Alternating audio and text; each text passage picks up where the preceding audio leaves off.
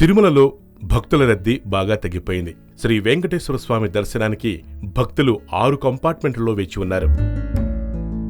శ్రీవారి సర్వదర్శనానికి 5 గంటల సమయం, ప్రత్యేక ప్రవేశ దర్శనానికి 2 గంటల సమయం, కాలినడకన కొండ ఎక్కి వచ్చిన భక్తులకు 4 గంటల సమయం పడుతోంది. తిరుమల సమాచారం కోసం 18-11-2016 ఉదయం 5 గంటల సమయానికి సర్వదర్శనం కోసం 6 కంపార్ట్మెంట్లో భక్తులు వేచి ఉన్నారు. శుక్రవారం సర్వదర్శనానికి 5 గంటల సమయం పడుతోంది. కాలినడక మార్గాన తిరుమలకు చేరుకున్న భక్తులు 4 కంపార్ట్మెంట్లలో వేచి ఉన్నారు. కాలినడక మార్గం ద్వారా తిరుమలకు చేరుకున్న భక్తులకి 4 గంటల సమయం పడుతోంది. నవంబర్ 17 గురువారం స్వామివారిని 60,747 మంది భక్తులు దర్శించుకున్నారు. నవంబర్ 17 గురువారం 26,966 మంది భక్తులు స్వామివారికి తమ తలనీలాలు సమర్పించి మొక్కు చెల్లించుకున్నారు.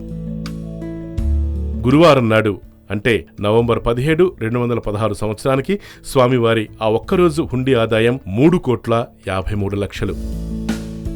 Yo-yo News, Hyderabad.